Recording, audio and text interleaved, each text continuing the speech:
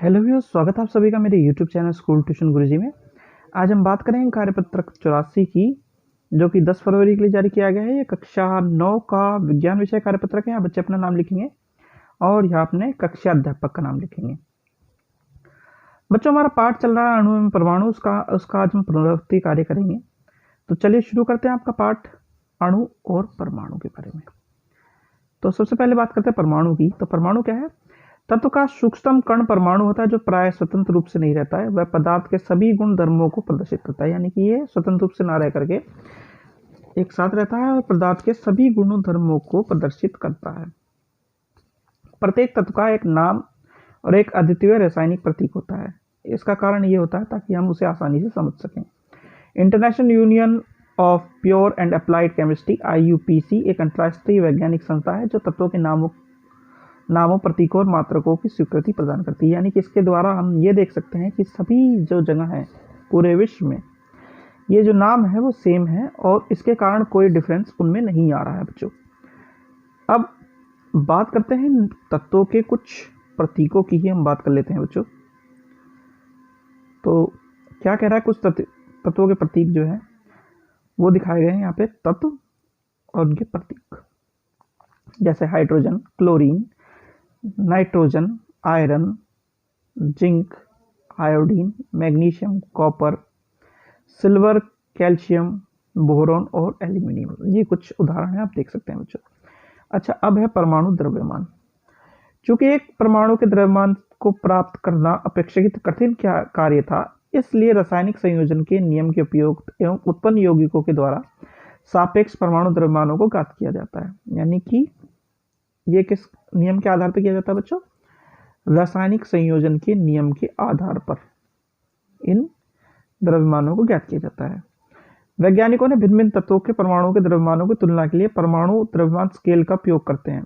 Carbon 12 समस्थानिक के परमाणु का सापेक्ष द्रव्यमान 12 निर्देशित किया जाता है। अन्य सभी तत्वों के परमाणुओं का सापेक्ष द्रव्यमान कार्बन 12 परमाणु के द्रव्यमान के साथ तुलना करके प्राप्त किया जाता है। यानी कि ये तुलना किससे की जाती है? कार्बन 12 जो समस्थानिक परमाणु का है उसके सापेक्ष द्रव्यमान निर्देशित किया जाता है, उसके बाद ये तुलना होती है बच्चों। चलिए अब आगे बढ़ते हैं।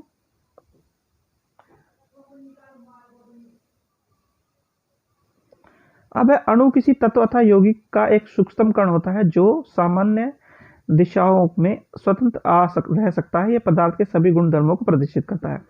अब एक चीज आती है परमाणुकता। किसी अणु की संरचना में प्रयुक्त होने वाले परमाणुओं की संख्या को उसकी परमाणुकता कहते हैं।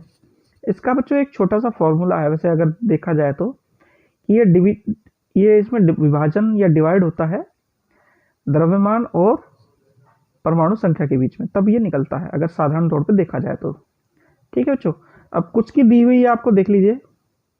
कुछ सामान्य अणुओं की परमाणुकता दी हुई है, जैसे अणु की एक है, हीलियम की एक है, ऑक्सीजन की द्विपरमाणुक है, हाइड्रोजन की द्वि है, नाइट्रोजन की द्वि है, सल्फर की बहुपरमाणुक है। ठीक है बच्चों, चलिए अब आगे देखते हैं। अब है यौगिक के अणु भिन्न भिन्न तत्वों के परमाणु एक निश्चित अनुपात में परस्पर जुड़कर यौगिकों के अणु निर्मित करते हैं। अब इसमें है सबसे पहले आयन बच्चों। आयन क्या है? एक आवेशिक परमाणु या परमाणु का एक ऐसा समूह जिस पर नेट आवेश द्रव्यमान रहता है, यानी कि गणात्मक और ऋणात्मक, ये दो तरह के होते हैं। फिर है परमाणुक आयन, परमाणु के समूह जिन पर नेट आवेश विद्यमान होता है, जो बहुपरमाणुक आयन कहलाते हैं। फिर है रासायनिक सूत्र। किसी यौगिक का रासायनिक सूत्र उसके संघटक या प्रत्यात्मक निरूपण होता है। आणविक यौगिकों के रासायनिक सूत्र प्रत्येक तत्व की संयोजकता द्वारा निर्धारित किए जाते हैं। ये किसके द्वारा निर्धारित किए जाते हैं बच्चों? संयोजकता द्वारा निर्धारित की जाती है। यानी जब कोई चीजें मिलती हैं, जैसे कि मान लीजिए H2O, जिसे हम वाटर कहते हैं, यहाँ पे H का नंबर है 1, ऑक्सीजन का नंबर है कितना बच्चों? 8, यानी 2 6। अब इसकी संयोजकता है 2 और इसकी है 1, यानी कि जब ये सहसंयोजी आबंध बनाएंगे तो 2 हाइड्रोजन चाहिएंगे कंबाइन करने के लिए, और ऑक्सीजन के पास 2 की कमी होती है। तो ये दोनों मिलकर के संयोजकता को क्या करते हैं? संयोजकता को पूरी तरीके से जो है खत्म करते हुए, यानी कि इन दोनों के मिलाप से ये पूरी तरह बराबर हो जाते हैं और फिर ये रासायनिक सूत्र H2O का बना देते हैं। ठीक है बच्चों, अब बच्चों प्रश्नोत्तर देख लेते हैं। पहला प्रश्न है,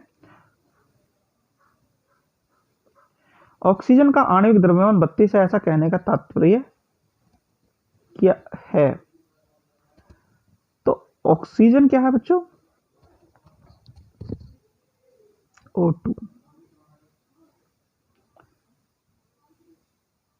जब हम इसकी निकालेंगे तो हमारे पास मिलेगा बच्चों ये।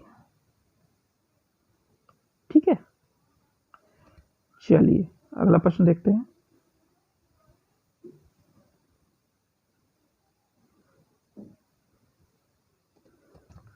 अब है प्रश्न नंबर 2, निम्नलिखित प्रतीकों द्वारा दर्शाए गए तत्वों के नाम लिखिए। इनके बच्चों नाम लिखने हैं। तो पहला मरकरी या पारा है, दूसरा लेड या सीसा, तीसरा गोल्ड या सोना, चौथा सिल्वर या चांदी, और आखिरी में टिन है बच्चों। ये रासायनिक नाम है, नाम नहीं प्रतीक हैं ये, और उनके तत्वों के नाम लिखे गए हैं। फिर है प्रश्न नंबर 3, निम्नलिखित की परमाणुकता क्या होगी? तो ऑक्सीजन की परमाणुकता बच्चों द्विपरमाणुक है, ऑक्सीजन 3, नियोन 1, सल्फर बहुपरमाणिक, जैसा कि दर्शाया भी हुआ है बहुपरमाणिक है, फास्फोरस की 4 है, और आखिरी में जो सोडियम है वो फिर 1 है उसकी बच्चों। ठीक है, अब है प्रश्न नंबर 4, निम्नलिखित यौगिकों के सूत्र में मौजूद तत्वों का नाम बताइए। तो ये बताना है। सबसे पहले पानी, पानी है H2O, हाइड्रोजन और ऑक्सीजन। फिर है अमोनिया यानी NH3, नाइट्रोजन और हाइड्रोजन। फिर है मीथेन CH4 जिसे कहते हैं हम, कार्बन और हाइड्रोजन। फिर है सल्फर डाइऑक्साइड, सल्फर और ऑक्सीजन। और आखिरी में है इथेनॉल C2H5OH। ये अल्कोहलिक ग्रुप के लिए है बच्चों। ऑक्सीजन और हाइड्रोजन जो बना हुआ है ये कार्बन है, ये हाइड्रोजन है। ठीक है बच्चों, चलिए अब करते हैं प्रश्न नंबर 5। प्रश्न नंबर 5 भी एक जैसा ही है कुछ। ये क्या कहता है, ग्लूकोज का आणविक सूत्र C6H12O6 है, इसका आणविक द्रव्यमान की गणना कीजिए। परमाणु द्रव्यमान इसने दिया हुआ है। वहां पे क्या था, परमाणु द्रव्यमान से हमने निकाला था, जैसे पहले क्वेश्चन में निकाला था। सेम चीज यहाँ भी करनी है।